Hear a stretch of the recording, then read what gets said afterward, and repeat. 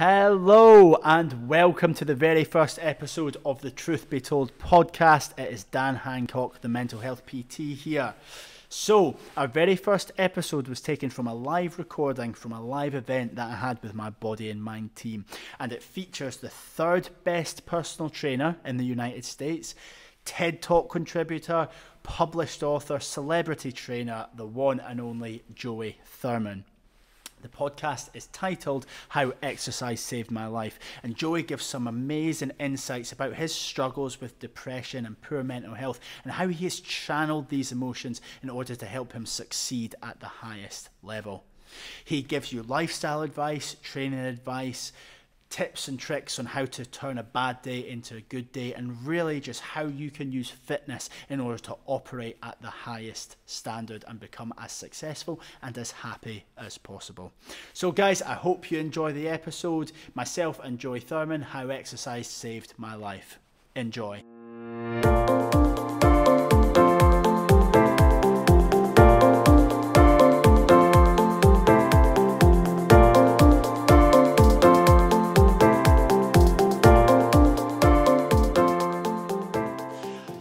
Alrighty guys, thanks again for tuning in live. As always, it makes an absolutely massive difference when we do this thing live. So thank you. Hopefully it wasn't just the points in the competition that were available that made you join in. I know that a lot of you have joined in for another reason.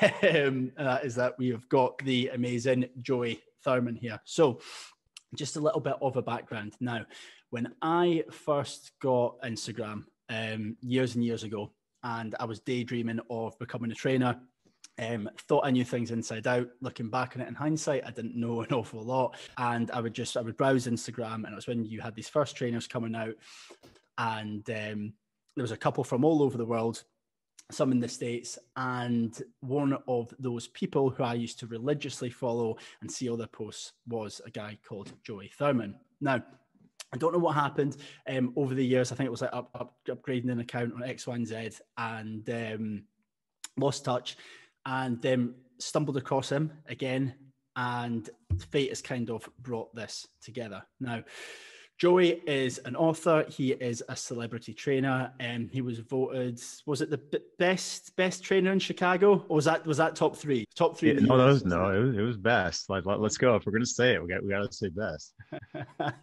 The best trainer in Chicago, one of the best in the whole of the United States. So this is absolutely massive that he's came here to do this for us. So really, really excited about it. That's me done a little bit of an introduction. Now, what we'll do is, guys, me and Joey are going to have a little bit of back and forth. I'm going to ask him some questions that I think you guys are going to find really interesting. We're going to find a little bit out a little bit about him, but we also want you guys to get the best content possible as well. If you have any questions, fire them in. Okay, fire them in, and I will ask if they the ones that aren't appropriate we'll leave to the end when we stop recording. But yeah, guys, thanks so much, and Joey, over to you.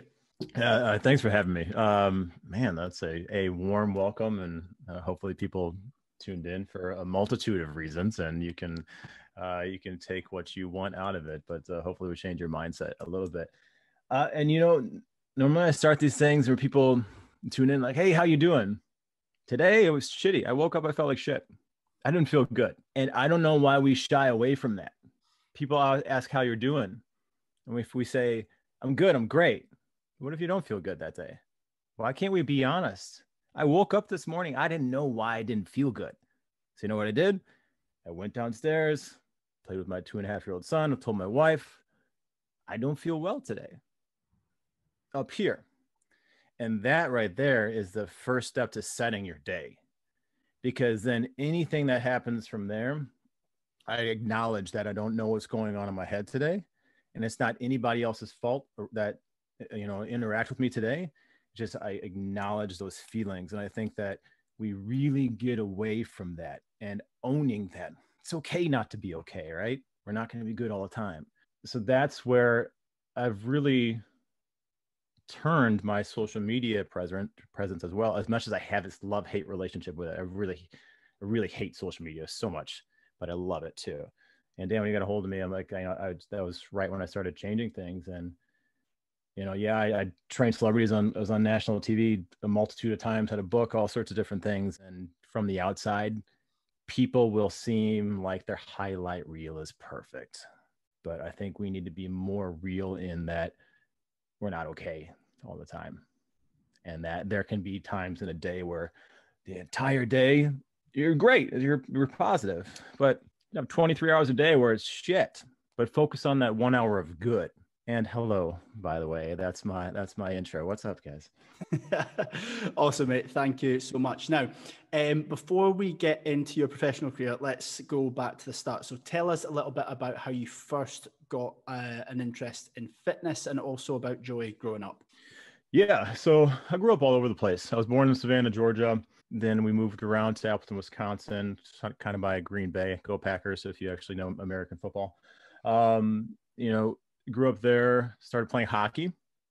So hockey was kind of my forte into sports. I dabbled in everything else, soccer, baseball, everything. Moved around to St. Louis when I was in high school. And I ended up playing college hockey. Multiple concussions, which might be where my head problems come from. I played college sports, and I realized that I want to keep my teeth, and I wasn't going to make that much money playing semi-pro hockey. So I decided to become a personal trainer. Because I switched my majors 3 times. I ended up being pre-law of all things. I realized I didn't want to go to law school for 3 years after that, and became a personal trainer. Got in my bright yellow Mustang convertible. Yes, it was yellow.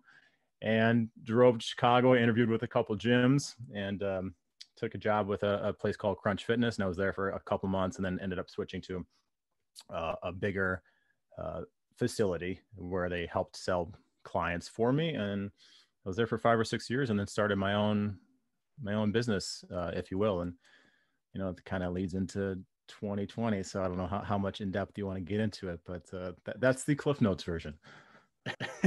Perfect. Yeah, cool. That's great. Now, we've obviously you've touched on straight off the bat about your mental health, which I think is great. I will openly speak to all of my clients, and I will say that I'm very fortunate enough to have had pretty positive mental health throughout my life. Now, when do you think you first discovered that your mental health was something that you were struggling with, and how did that onset happen? Yeah, I think I was 14, 15 years old. I don't know if I could really process it prior to that on what was kind of going on with me. I was moody as a kid, and people were like, "Oh yeah, does he have ADHD? Should we medicate him?" I mean, I don't know. I was just a hyper kid. I mean, what kid is really? You see a shiny object, you're like, "Oh, look over there." I mean, like, you can't really pay attention that much. And this was pre, social media or anything, like having something in my hand all the time. So, yeah, I was about 14 or 15 years old. My parents were going through some tough times. They've since divorced each other twice. So they married each other and got divorced and realized, hey, maybe we shouldn't have got married again. But yeah, there was a lot of personal things happening there. And I had moved from Wisconsin to St. Louis, started a brand new school. And I went from a place where I was known to this tiny little high school that I had 84 people in my class. I went from 400 people in a class to 84. And then I was the new kid, and everybody in school knew me. And I just had this crazy personality, and I was getting picked on all the time. And, then I was struggling with that, transferring schools, and then my parents separating at the time. And I was really struggling, and I got put on suicide watch. I went to see a psychiatrist. They started medicating me. So I've been off and on of antidepressants for a long time. I haven't been on antidepressant medication for years now, because I feel like for me, they were a little numbing for me, and they didn't work well for me and my biochemistry. So that's kind of where it really first happened, 14, 15 years old. And now, knowing what I know about concussions and all sorts of different stuff, like multiple concussions prior to that, playing hockey probably didn't lead well to my mental health issues. But yeah, 14, 15 years old, it's when you go back at it, like, wow, I was really young, having a 2.5-year-old son. I want him to grow up knowing that things are possible. And little kids right now, like when you see a kid, like they are the epitome of light. They haven't had darkness cast upon them. it's really interesting to see because they are 100% good. And what shapes them are these bad things that happen to them, good things as well. But it's really interesting to see once I saw that little kid just take his first breath, like, holy shit. Like my purpose in life is completely changed now, and I need to take care of my head. So that has been my main focus the past several years. Yeah, so it's obviously it's interesting that you touch on the age, because obviously we're going to get into this later, but it is something that is becoming more and more common in younger people, and we all know one of the main reasons for that is social media. It has almost become something that's becoming so normalized within the younger generation that it went through a period of almost becoming popular. You'll all know it, like the term anxiety is thrown around willy-nilly now, which in one sense it's good because we want people to talk about it more, but then we don't want it to be spoken about so much that it loses its emphasis. So it's trying, I suppose, trying to find that that balance there. So just a quick one. With regards to your mental health, I take it you're a firm believer that yours was maybe a mixture of different things. It was physical, and then it was environmental factors that led to it. What is your take on it being biological as well? Do you think for yourself that it's been a mixture of everything? Yeah, I mean, it's hard to completely pinpoint it. It's like when you have somebody who wants to lose weight or add muscle tissue, if you do everything at once, you cut out all the sweets and the bad food, and you add everything, you start working out, like, what was the stimulus, right? What actually changed it? So it's hard to completely pinpoint it. But if I look at, family history, my dad struggles with some stuff. So there's probably a good amount in that. If you look at a lot of the data as far as head injuries, and whether it's like concussions or repetitive, like soccer, right? Head balls, boom, boom, boom, boom, boom. You're taking that on the head. Like that's a lot of force to be placed on a not developed cranium. So I think there's definitely a big mixture of that, to the point where if my son wants to play hockey, like, I'm not going to tell him not to, but it scares me a little bit because was a big part of it that I had my brain mapped by a PhD psychologist friend of mine. And he's like, and this is before we were friends. And he said, you get really depressed. It's like, yeah. And he goes, and you've had really bad concussions. I said, how can you tell that? And he looked at the map of my brain. So if you're just to picture, it's like, look at almost like cartoon pictures. There's different colors. And there was a big red spot. He's like, here's where you got hit, and here's where your brain bounced off your cranium. He could tell that like 15 years later. And then he could pinpoint the spot in my head where I'm susceptible to depression and like mood swings. So yeah, probably a good mixture, man. But I think where my head's at now, and to touch on your point about social media, is, yeah, I don't want to be like the guy like, oh, Joey Thurman's got depression. Like, it'll always be there. You have diabetes, it doesn't go away. It may go into remission, but you always have the potential to bring it back. If you're a drug addict, you're always an addict, right? That's one of the things with social media. I don't want to just say it all the time in every single post and get more likes and engagement and all of that sort of stuff. So it's a subtlety in trying to talk about it, but not make it too much, because you're right, because we can become desensitized if it's just like over and over and over again. So I really just have to pick and choose. Oh, sorry, just going to mute there. Yeah, no cool. 2 seconds. Yeah, no worries. Yeah, no, definitely. No, I think it's agree. So we'll all place the blame on on the hockey. Yeah. That's fine. It was the hockey. It was definitely the hockey. I was also a goalie in soccer, so I took a lot of ball kicks to the head, and yeah, it's a good idea. So we've touched there on that we need to find this balance about talking about stuff. Now, obviously, with my guys on the program here, we have got a mixture. We've got some guys who will quite openly admit that they've struggled quite badly with their mental health. We have got people who somewhere in the middle, and then we've got people here who purely have had positive mental health, but they just want to use exercise as a tool to make it even better and be even more confident and even happier. How important is it for everyone, not necessarily people who are struggling, how important is it for everyone to talk about their mental health? I mean, huge. It's okay. It's one of those things where I think we've gotten away from even shying away from when we do something good or we're proud of ourselves. Why is that a bad thing? You know, like somebody gives you a compliment, you know, like, Dan, love your sweater. Like, hey, great, thanks, mate. Or like, you know, like, or you look good today. You know, I don't feel like, just take it, absorb it, use it. Like, take that positivity in as well. It was, we really just shy away from like people thinking that, oh, we're going to think that she's full of himself or he's full of himself or whatever. Like, own it. If you feel good, you look good, and you're like, you know, do that power pose that the Harvard study did. Like, these are all things that it can actually help you. So yeah, I mean, you need to own the days when you're feeling positive, the days, the weeks, the hours, the minutes. You also need to own the in between and then the lulls, and when you're feeling bad, because understanding how you're feeling is goes into everything, whether it's business or fitness or nutrition. If you understand how a certain food is going to affect you when you take that in, or how you're going to feel afterwards, that's all part of mental health and all part of pushing yourself forward. And we're going to take steps back. It's going to happen. And just being aware of that is something that we don't really acknowledge. And I don't know why, but hopefully, you know, programs like yours and mine, hopefully we can start kind of breaking that mold a little bit. Yeah, guys, Joey is going to be starting a very similar program to mine. Well, he obviously does very similar to mine. He posts a lot more topless photos than me, so please don't go and jump ship, because it's going to be probably very similar. I gotta know what the clickbait is, man. I mean, you know, I used to be a professional model for a while, and underwear modeling, all sorts of stuff. Oh crap, people are gonna Google me now.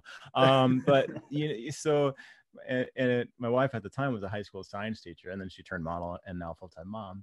But she's like, yeah, my students were Googling you, and can we not do as many like underwear photo shoots? I'm like, okay. So now I'll do like, you know, workout shirtless. Right? That's your way in. That's as far as I get. Yeah. The reason I asked about talking about everyone talking about mental health is I feel as if now the term mental health it's something that is seen as like quite negative, or it is tied to mental illness. But it's so important to talk about mental health, because it can, like I said, it can be things like happiness, self-esteem, confidence, all this type of stuff. Now, going back to exercise and going back to fitness. So of course, the title of this talk is How Exercise Saved My Life. So tell me about what exercise means to you. And yeah, just give us a little bit more information on that. Yeah. And you know, the reason why we titled it that is quite honestly, because I don't know what I would do without exercise, like to myself physically, which is scary, you know, to admit that. So I mean, quite literally, like, could save my life. And you know, you can go with like longevity and all that sort of stuff, but I mean, this, you know, it's that dire for me sometimes when I'm in those bad places. So for me, I used to work out to look good, right, to have the abs or to be more functional on the ice, but mainly it was just to look good and, you know, walk around with my shirt off, or, you know, go in the bar in college and try to pick some chicks up. And that's why. And two plucked eyebrows and frosted tips, I was something else in college. But you know, I found that if I don't move in a day, or generally I try to get my workouts in the morning, if I don't move, I don't feel good mentally. So yes, there is those, you know, things that happen, you know, where, you know, my body will look better from actually working out and eating well, but I truly don't feel right mentally without that, like that dopamine kick or that serotonin kick. And exercise is my antidepressant now. As I said, I'm off of antidepressants, but I literally have to take my medication every single day, which is moving and working out. And whether that's, you know, having breakfast, lunch, and dinner and taking a 10-minute walk afterwards, getting out in the sun, or maybe going for a literally mile quick run in the cold at 8 p.m. at night, I just have to do some sort of movement. And generally for me and my body, it makes much more sense to do that first thing in the morning, because I just feel so much better. And I know that I feel off if I haven't gotten that movement in. So it quite literally is just saving my life. Yeah, I think it was an important point there that you touched on as well. For anyone, well, everyone here who knows me quite well now, I always joke about the reasons that I first got into fitness, and it was a similar thing. probably actually came from a place of me, in hindsight now looking back on it, actually very self-conscious, wanting to look a certain way, thinking that that would boost my confidence. And yeah, of course it does. But I feel as if it was almost then a false confidence that came through. Whereas then what happens is you fall in love with the training, you fall in love with exercise, and then you start exercising because you want to do it. And that's what I try and get through to the guys here from a very, very early set, is like, yeah, we're going to get you to the size and shape that we want to, but let's understand why you feel that you want to be that size and shape. Why is that important to you? What pressures are being put on you by society? What pressures are put on you by friends, by family, by this type of thing? And if we were to build this happiness and this self-love and this acceptance from within, is that then as important? But of course, we want to try and do everything at once. We want to become fitter and healthier, even from a physical health standpoint. So what would you say is the most important thing to get back to your mental health, when you get up in the morning and you wake up and you're like, nah, I'm feeling shit today? You've mentioned speaking about it. So that's one of the first things. You'll go and you'll say it to your wife. For anyone else here, wake up in the morning and you just know it's just sitting there. You're like, I'm not going to shake this today. What maybe tips or what routine do you have in order to try and break through that? Yeah. So, I mean, I kind of do an assessment to figure out why I feel the way I do. So, I mean, whether it's sitting there and laying in bed for an extra minute or two and thinking about, okay, what happened yesterday? Did I get enough sleep? And I didn't sleep well last night. I didn't fall asleep until 3:30 and I got up 4 hours later. So that's a big factor. And I'm like, okay, I didn't sleep well last night. That could be affecting it too. Maybe there was a little bit of nerves for doing this. I don't know. So I just start doing an assessment of where my day is, where it was yesterday. What was my eating? Did I eat late? All sorts of different things. I don't drink. So, it wasn't alcohol, whatever it is. And then once you understand maybe why you're feeling that way, you can be a little bit more comfortable with it. Then once I do that, which is really quick, like I knew right away, didn't sleep, might be a little anxious about all the things I had to get done today. All right, now what can I do to get out of it? So if it's sunny in Chicago, it's actually sunny right now. I try to not look at my phone right away and get light in my eyes for a couple minutes and get sunlight in your eyes. So look towards the sun. You don't need to stare at it directly. And this can be through a window or get outside. If you can get outside, amazing. And stare at that. And getting those photons in your eyes for a couple minutes tells your circadian rhythm, tells your body, hey, okay, we're up right now. So cortisol levels are elevated in the morning. Naturally, cortisol elevation is not a bad thing, but chronic cortisol elevation is a bad thing. So telling your body, hey, I need to get up right now. Let me get some of these photons in my eyes right now. That'll help you start feeling better. Then I recognize those feelings. I go and tell whoever's around you. And if you're by yourself, write them down. How are you feeling today? Like, are you angry? Are you upset? Are you happy? Write it down. That will help right there. And then start going through your process. What makes me feel better? Is it, I need to take a walk. I need to work out. I need to call my mom or dad. I need to go for a run with the dog, whatever it is. Start going through that, seeing what will help you make you feel better. And sometimes it's okay if it doesn't just all of a sudden change it. And I think there lies the problem. We think we're supposed to fix ourselves right away, or somebody else like, hey, Dan, it's okay. You feel bad. It'll be okay. You're like, thanks, mate. Okay. That doesn't help me. Like you're not going to fix just from a statement. Actions will help change that. And people just want to try to fix you. And sometimes you need to be aware and tell them you're not going to, I understand that you're trying to help me. You're trying to fix me and you want to be there for me, but I just want to complain right now. I just want a sounding board. I just need you to sit there and nod. What can you tell them to help you? What can they do for you? And sometimes doing nothing will really help that. We're just being maybe a little bit more sensitive that you might have just a bad day, and that anything doesn't give you an excuse to be a jerk that day.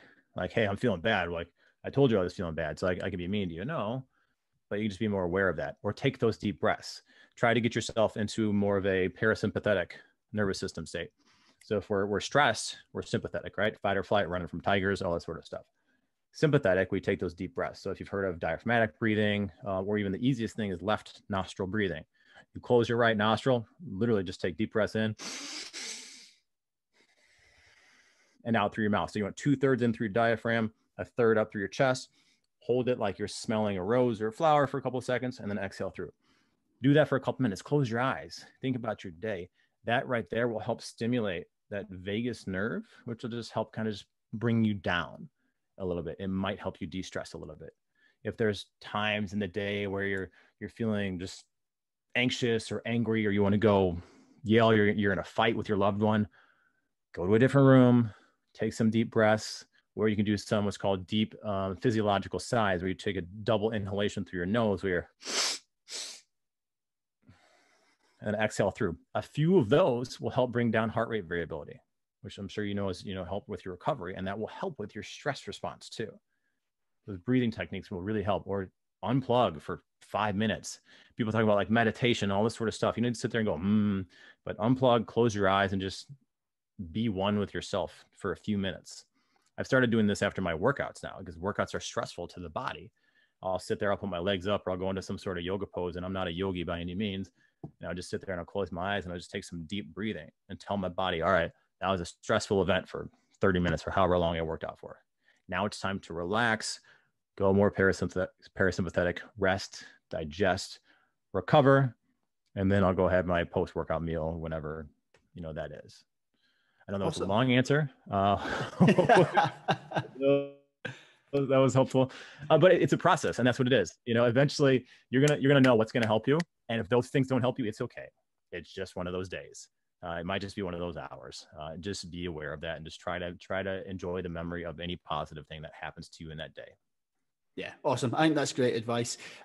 So advice there, guys, hopefully you took some good tips away from that. Advice is initially, well, what works for Joey is drawing attention to it. So thinking about it, why is this, understand your thoughts, etc. How quickly, because one of the things that me and the guys talk about quite a lot is, having that sort of acceptance and understanding, but then trying not to dwell on it and trying to move away from it, and knowing, right, it could just be, like you said, could be a bad hour, could be a bad day. Listen, sometimes it could be a bad week as well. How important for you is it to try and then accept that and then move on? Like, just out of interest, do you actually then spend a little bit of time kind of absorbing yourself in the emotion, although it's not maybe a pleasant one? Or do you feel as if you want to try and get away from that as quickly as possible? What's your process with sort of moving on from those anxiety and depression, things like that? Yeah, and everybody has to remember this is contextual. So what works for me, might not work for everybody else. A lot of these things that I just said were backed in scientific data, but if what feels better for you is grabbing the pillow and screaming into it for 5 minutes and your day is great, fine. Have a scratchy throat for the rest of the day, because you kick ass the rest of the day now because you just yelled into that pillow. That's fine if that works for you, right? If you're not bringing physical harm to yourself or somebody else, like, rock on.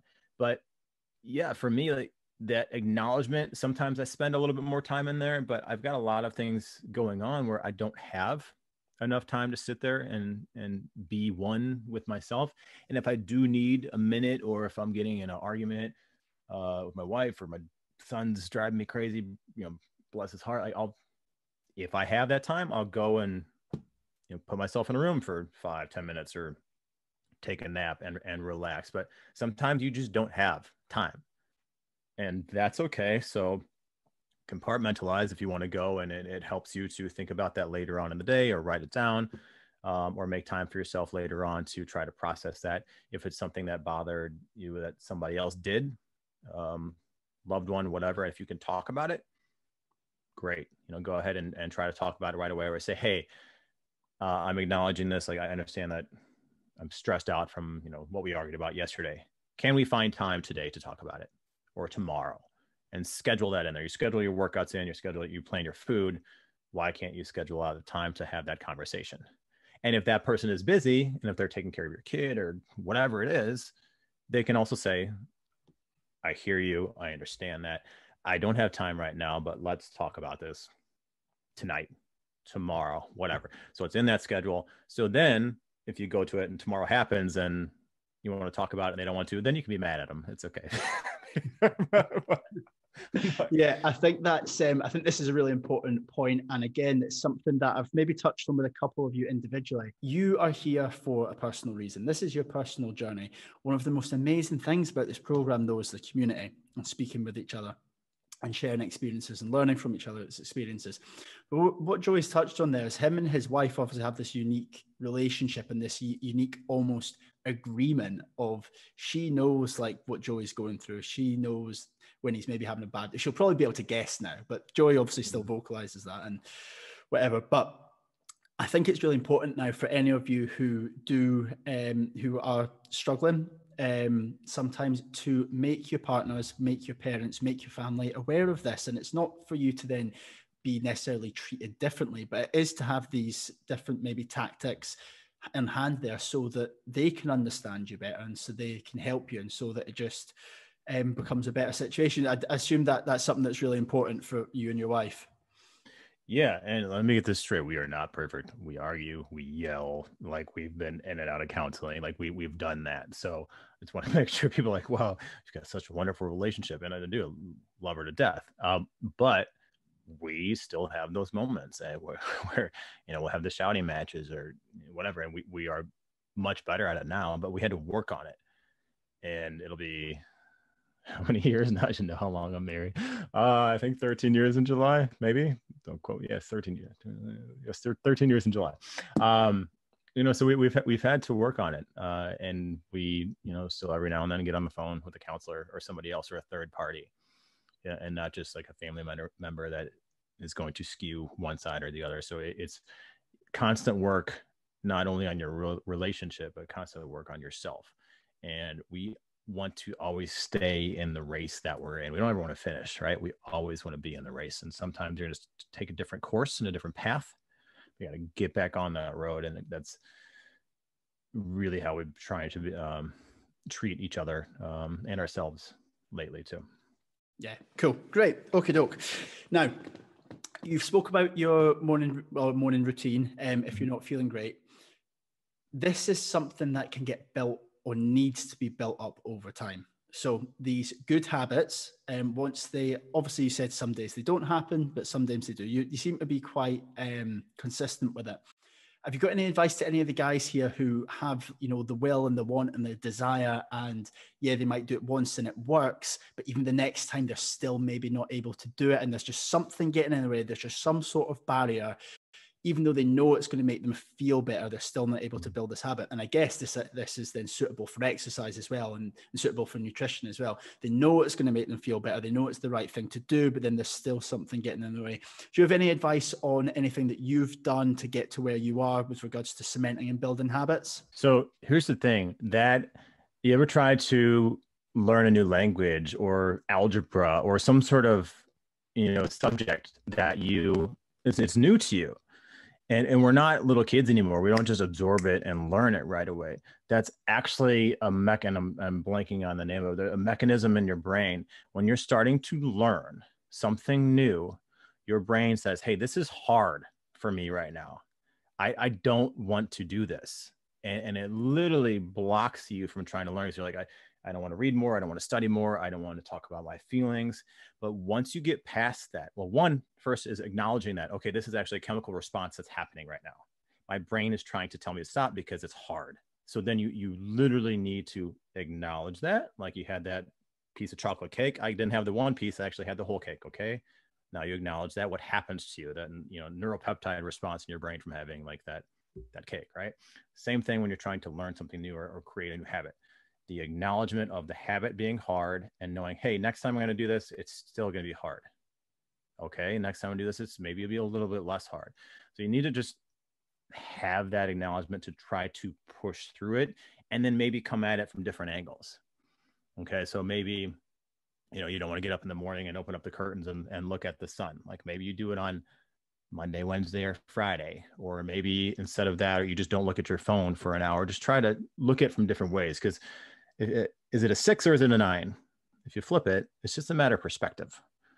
So changing how you do things to get to that certain goal. I mean, you still solve the problem. I think that really helps people and helps individuals to try to get to it a certain way.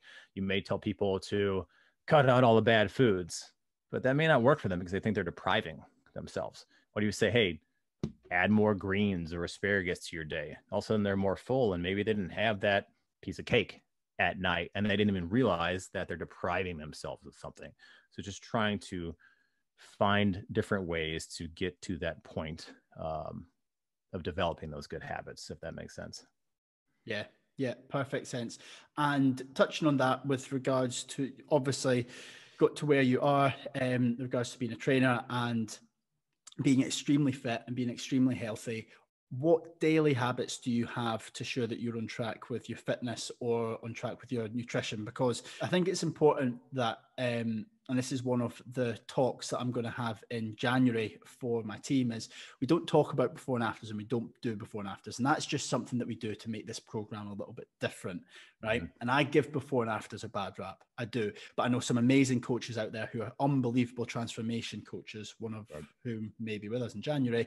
And to why physical health and looking a certain way is important, But for you, how achieving that, what daily habits do you have that just to get you through the day and to make sure you're leaving nothing up to chance?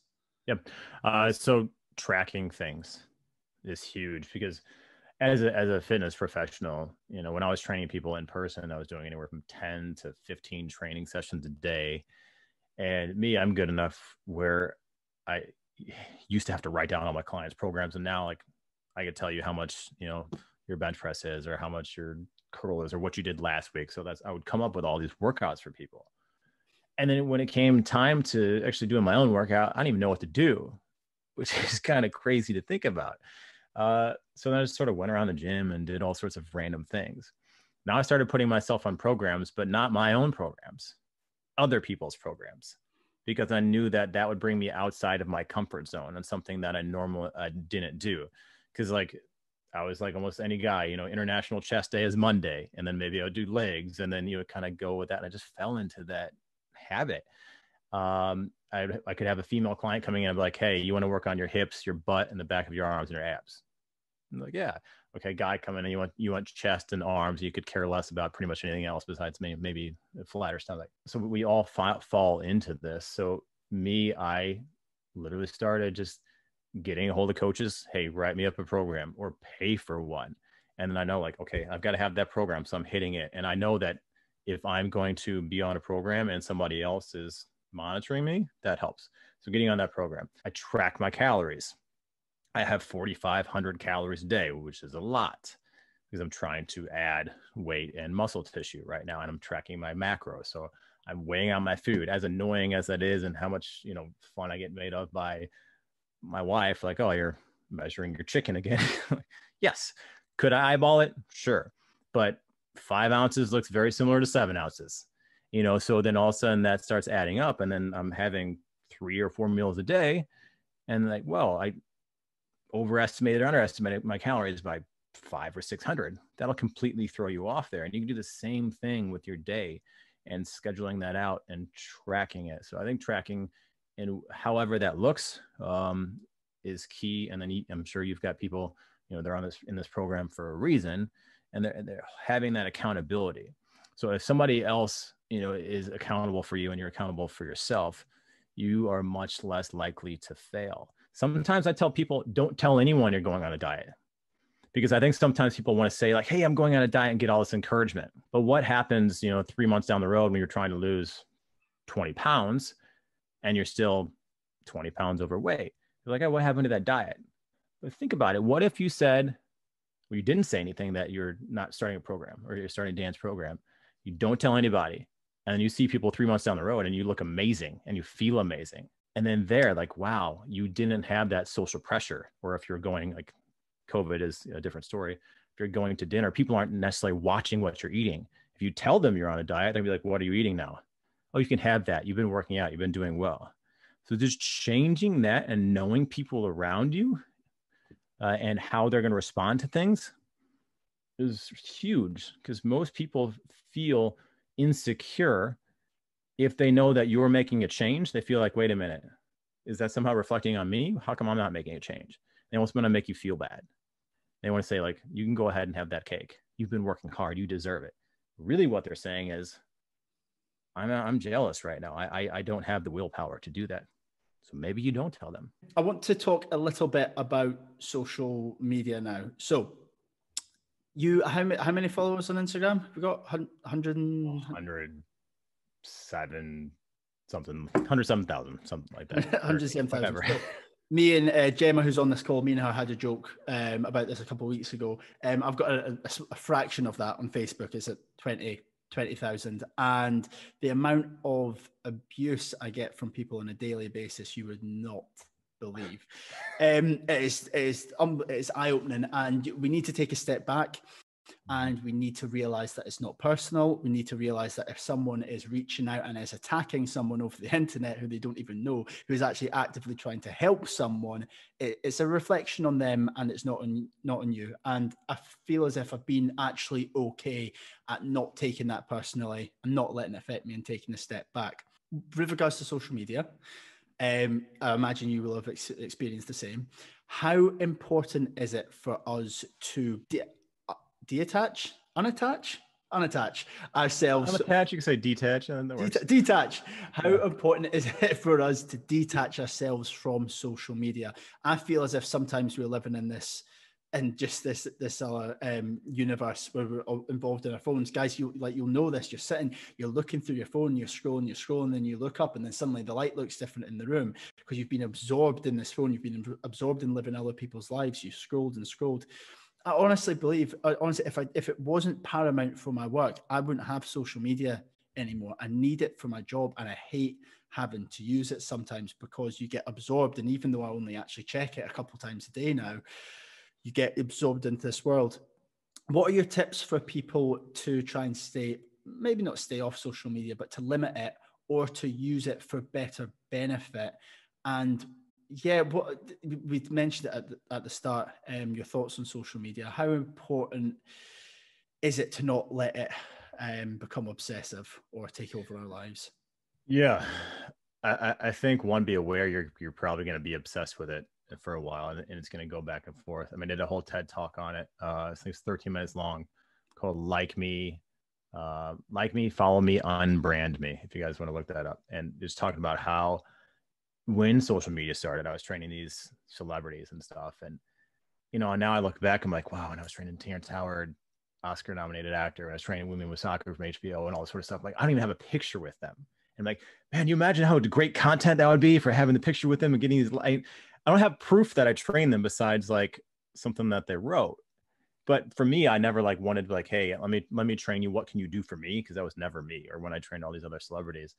It's kind of funny to go back and look at that when social media was sort of just starting, but it can really be a detriment in your life. And now I think Instagram just came out with something where you can set something on the settings where if you spend too much time on it, like you say, hey, I want to spend an hour a day, it will let you know. So that's something that you can utilize that I saw which is quite interesting from doing that, and then having them, essentially tell you when it's been too much time.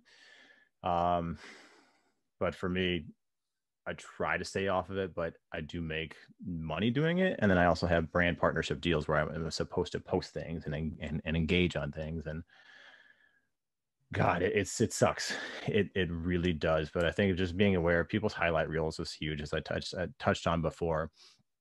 Setting yourself a time limit. If you're normally spend 3 hours a day on Instagram and that light changes, as you said, like, wow, I don't feel well today. I spent 3 hours looking through stuff. And social media was originally created, like the like button on Facebook was originally created for people to have positivity. And what it did was have the actually opposite effect. Like, I didn't get the likes, I didn't get these hearts. So what's going on? Like, I'm not worthy anymore. And really, all those people, the 20,000, the 100,000, whatever, unless you are personally dealing with them yourselves, what does it really matter in the end? Like, for your business, sure, because social media has become the modern day resume. But in the end, the ones that you can directly have an impact on, are the ones that matter the most. And like, it's not the amount of followers that you have, it's the followers that actually count. Right. I mean, you're changing lives. You're helping all these sort of people. I'll do stuff with Men's Health, which is one of the top fitness magazines in the world. and I'll get people say all sorts of crap, like, what's this guy with skinny arms doing? What's this, whatever. So I would used to go in there and comment on every single comment and try to like help them or whatever. Or I'd see a picture, like I'd do something on a stability ball. The guy's like, only reason you should use a stability ball is for crunches. And I look at his picture, and apparently the guy's never worked out in his entire life, and I'd go in there and try to help him. And my wife's like, just stop. And I talked to the social media people from Men's Health, like, we don't even respond to comments, good or bad, because it will really drag you down.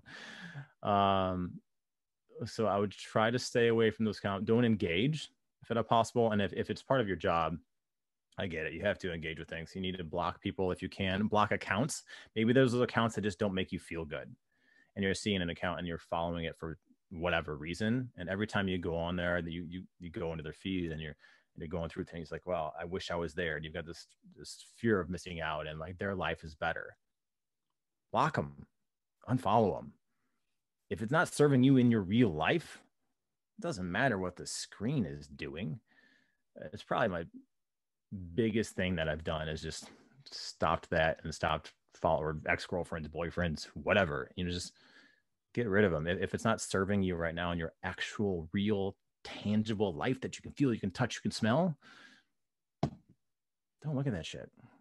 Yeah, it's a bit of an illusion, guys. I've got a digital marketer now on Facebook, and I messaged him a couple of weeks ago. And I was like, Stevie, what the hell's going on? What's going on? Like, a post that I put up that would normally get 400 likes has got 4. What's happening?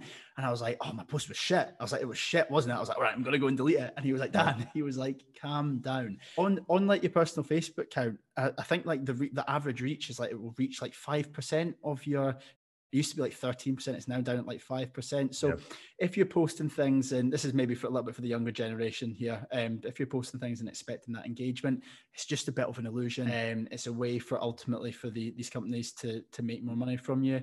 And just the opinions that matter, your close friends and your family. Try not to get sucked into this strange illusion, and of course use it for positive things. I've said it for ages. How about instead of scrolling through Facebook to find something positive, why don't you post something positive and try and potentially inspire? What we'll do is I'm cautious of the time, so I've got one last question that I wanted to ask, and then we'll open it up and see if anyone else has got anything to ask. One of the main things that I have found in my own life with regards to exercise, and I've found with the client journey, is this program gets people exercising. It gives people a new purpose. We've got the community aspect. There's so many things, different things going on. And this is why it's, I'm so fortunate to have such an amazing group of people here, but such a brilliant program. And I can firmly say, hand on heart, I truly believe this, and a lot of people on this call will agree, that this program and exercise does have the power to save lives. Now, what happens is the same as everything. Once we have tried something new and it helps us, and that initial sort of buzz wears off, we can become a little bit complacent, and exercise sometimes then it becomes the norm. So for example, I've got a client who was on the program, I think it was about week 6 or something like that, and they didn't come in for a week, and then we had to close the gym again. And she was like, I'm kicking myself. She was like, I didn't go in for that week. She was just like, I just wanted a week off. I was like, oh, that's fine, you can take a week off, whatever. And she was like, no, she was just like, I didn't realize how much I appreciated it until the gym closed. And that appreciation can sometimes wear off. What do you do? I know obviously you love it, and you'll find, because you're a coach, you'll find different ways to train. What do you do to keep your exercise interesting? What do you do to keep exercise inspiring you? And what do you do to make sure that you do it every day and still have that love and that passion there for exercise? One, realize sometimes exercise sucks. It's painful. It hurts. You don't want to be there, right? 95% of getting that workout in is actually making to the gym or your basement or wherever you work out, or grabbing those weights. Like, you realize that, hey, I don't want to work out today. It's okay. Start working out and give it 10 or 15 minutes. And if you don't have that central nervous system response, like, get ready to go. Maybe you need a day off. Maybe it's okay to take a day off. It's completely fine. There's 365 days a year. Well, in most years. So this in a day here and there will be okay, and take that as a mental health day. But for me, actually, I just did a podcast on this with a guy that does brain health training. And literally, you want to do something, whether it's in your workout or a completely separate workout, that will stimulate your brain in some way. And what do I mean by that? So if you're just doing cardio and you're doing like long distance boring cardio, or maybe weight training is your thing, or maybe yoga is your thing, try to add a little bit, a dabble those things in your workout or separately that will actually help stimulate your brain, because they actually help stimulate new neural pathways. So what could that be? All right, if I'm doing weight training, maybe I throw in a balanced yoga pose and I close my eyes during it for 30 seconds. That enough right there, and doing that a few times will literally stimulate your brain in a new way that helps create new motor learning patterns. And it will literally change the way your body will respond to things and your mind. So add that in 1 or 2 days a week, or 10 minutes afterwards. You don't like doing yoga, you don't like doing stretching. All right, you're doing your 40 minutes, whatever it is, of resistance training. Take 5 or 10 minutes. Do the breathing technique I did, and then go into a stretch. Hold that, close your eyes. So all of a sudden you're doing stretching, you're doing some sort of yoga, and you're doing a breathing technique and something new, and your brain is actually adapting to it. You will start feeling better once you develop that habit a couple weeks. So tell yourself, I don't like doing this now. It's uncomfortable, but it's good for me. Okay, let me give it a couple weeks. That didn't work. Try something else. That right there will literally change your brain chemistry. And that's what I've been focusing on. That's what gets me going. So if it's not like today I haven't worked out yet, I need to go in the garage and get a workout in, I'll do that this afternoon. But if not, it's sunny outside, at least I'll try to take a walk for 15 or 20 minutes, get that vitamin D exposure.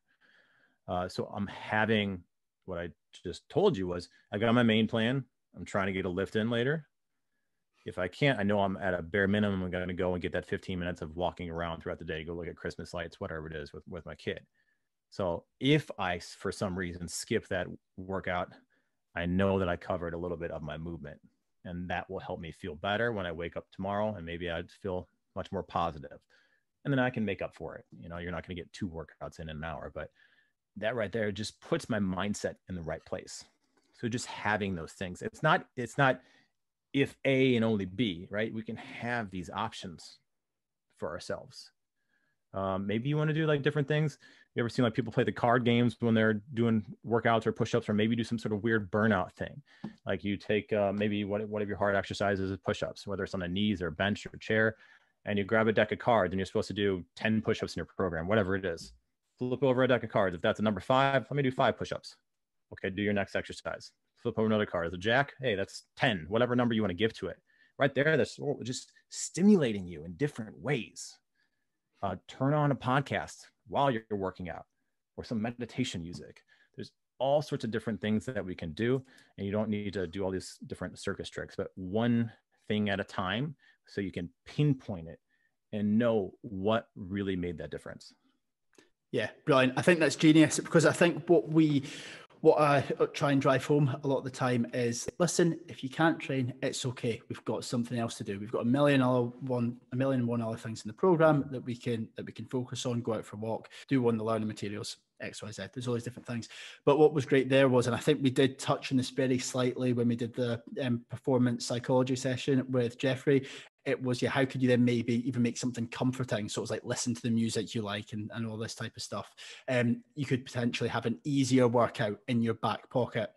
A comfort one, which might be, me and Kirsty have discussed this, body weight option, so that we don't need to go and use the equipment. We don't need to set up the squat rack. If we're feeling anxious, might be wanting to avoid that day, go to your comfort, and your comfort is actually still getting a really bloody good workout in. It's just maybe not what you expect it to do. So it's having options, having something in the back pocket, and knowing that there is something else for you to do. Yeah, and that's good. If you didn't sleep well that day, and maybe it was a heavy leg day, that might not be the best day to get a heavy leg day in, or a heavy workout in, because your body isn't primed. It didn't have the recovery. When you start warming up and you feel out of balance, maybe you shouldn't do a lot of balance work that day, because the risk to reward, does it make more sense for you to try to do some sort of balance work or kettlebell work where you could hurt yourself? Or should you maybe switch to tomorrow's workout and get that in, whether it's, more bilateral, or you're doing just squats on both feet, or you're doing push-ups where you know that you've got less risk of injury, and then go back to doing your balance work later on. Just the assessments and just being aware up here really will take care of everything else. Yeah, Perfect. Okay. Right, guys, what we'll do is let's open up the floor for 5 minutes, see if any of you have any questions. Feel free to ask anything. I've not run that by Joey yet, but I'm sure it'll be fine. It'll be fine. It won't be a problem. Anything at all, anything to do with himself, anything to do with exercise, anything to do with mental health. We've covered a huge amount there. So there might not be anything at all, but guys, anything at all if you want, feel free to fire it in the chat. Whilst we're waiting, Joey, what have you got planned for today? It'll be 2 p.m. in Chicago now. It's about 2 o'clock. Yeah, so I'm going to go see what the crazy kid is up to. Try to spend some time with him. That will help me feel better. I always joke around that he likes me more in the evening for some reason. Like we run around, we play tag, we do all sorts of stuff, and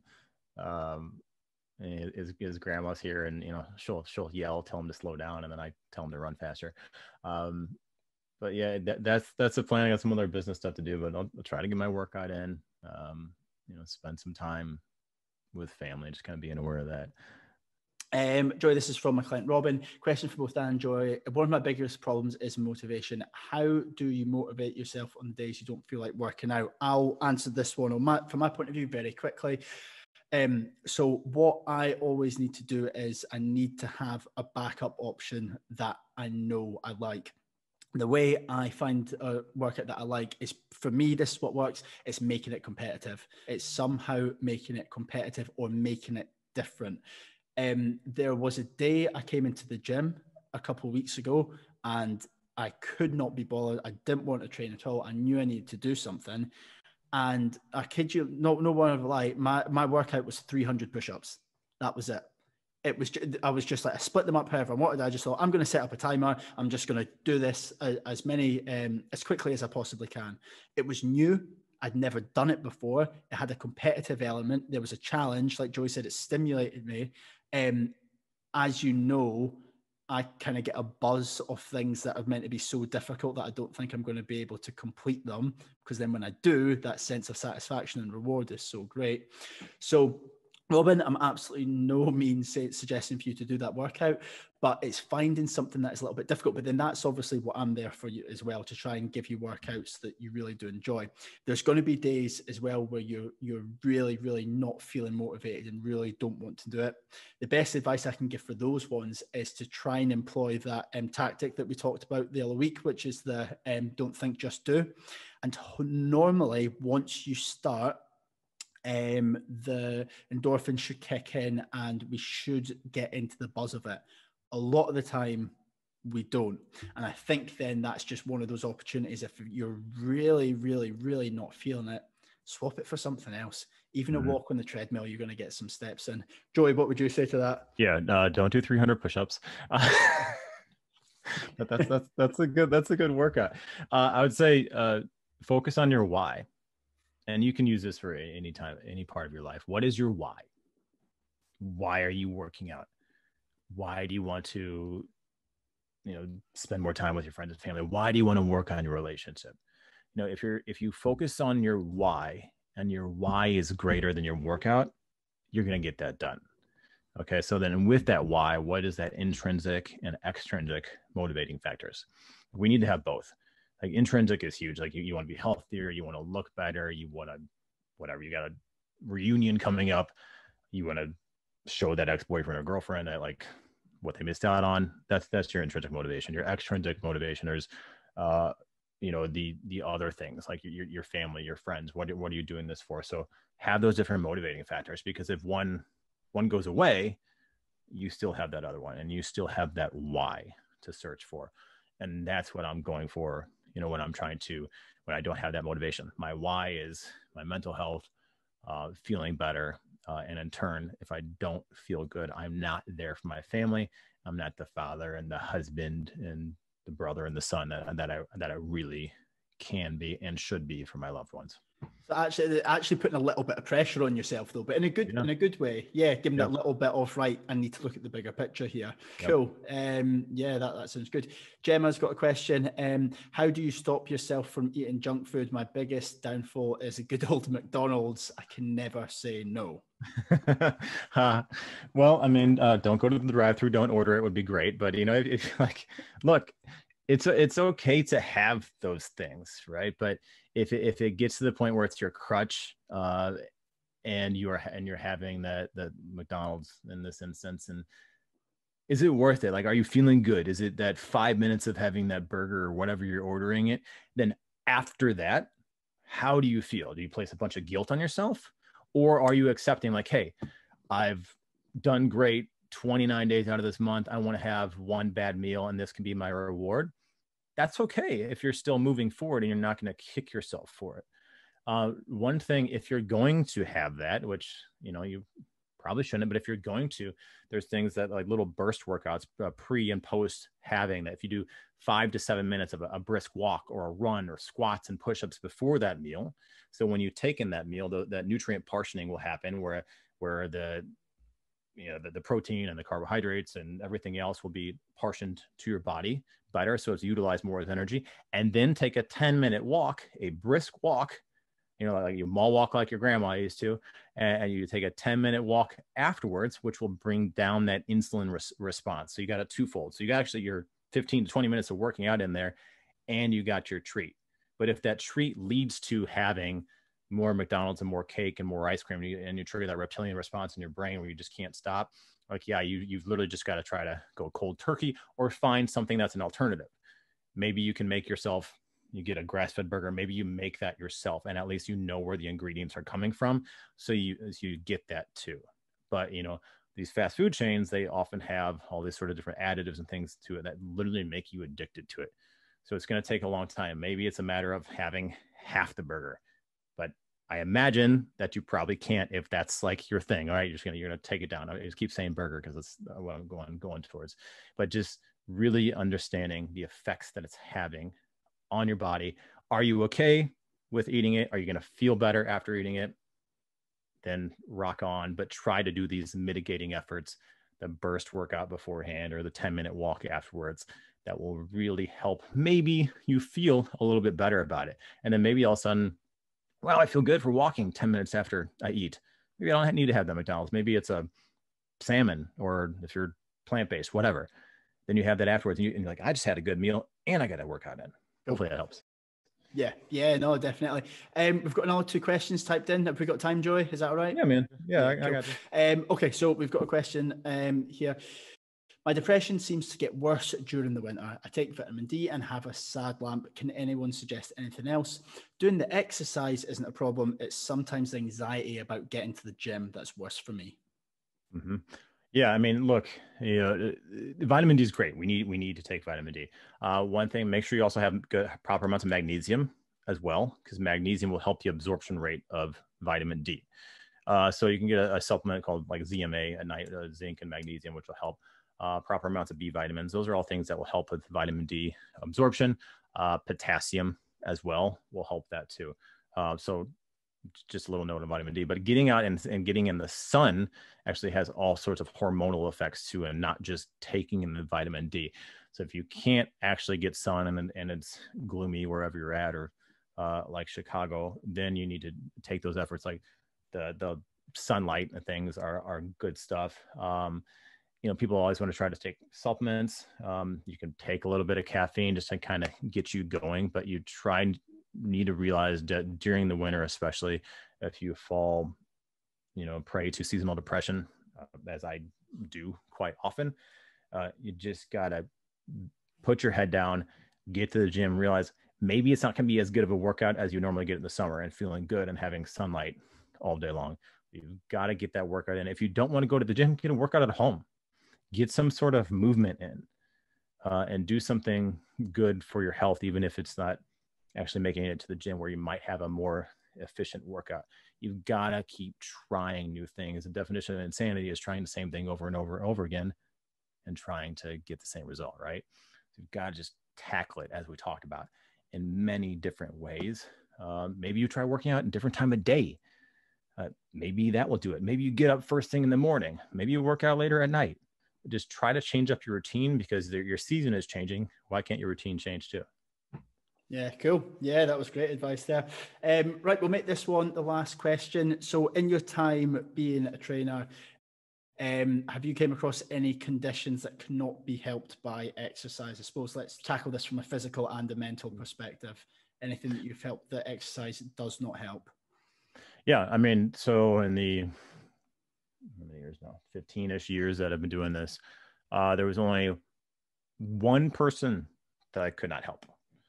And I felt like there was some sort of hormonal thing going on with why she couldn't lose weight, and was having her turn in her food logs, and she was working out tremendously, actually probably working out way too much. She was probably working out 3 hours a day, and I tried to get her to stop doing that. So there could be an overtraining aspect there.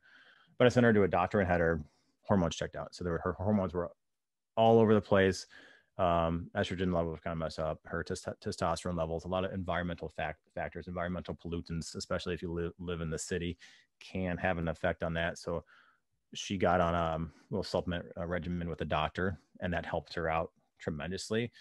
And being aware, like as a fitness professional, like I don't always have all the answers, but having those resources outside of there when you've gone through your entire Rolodex of trying to like things that you could try to fix this individual, sometimes they're completely lying to you. But if they're not, you got to reach out to the other professionals. And if it's a mental blockage, like you could be eating everything you're supposed to. You could be getting all of your workouts in, and you could not feel stressed, but your cortisol levels could be just out of whack for some reason. You could be carrying lots of inflammation. Maybe you're having a bunch of seed oils where you didn't know that you were having before that were bad for you, and your body isn't just burning fat the way it should. Maybe it has some sort of like, concussion problems. So you really need to seek that outside help if you've literally felt like you've tried everything, and do that mental assessment. Have you actually tried everything? Have you sat down for months and tracked all your calories, tracked your sleep, and quality sleep too? Wore a sleep tracker, wrote down how you felt in the morning. Like I got plenty of sleep, I feel great. Or I got plenty of sleep, I don't feel good. Maybe you go to a sleep study. You have to exhaust all of your resources and really try to figure out what's going on there as a profession, as a health and fitness professional, and then yourself too. Sometimes you have to be your own advocate. Wow, what an amazing first episode. That was the amazing Joey Thurman talking about how exercise saved his life. That is the first episode done and dusted. We have got some amazing guests lined up, so please stay tuned for the second episode. If you aren't already, please follow me on Facebook at Dan Hancock, the Mental Health PT, and on Instagram at InstaDanFitness to see all things coming up in the mental health and exercise coaching world. Stay tuned for the next episode, guys, and take care.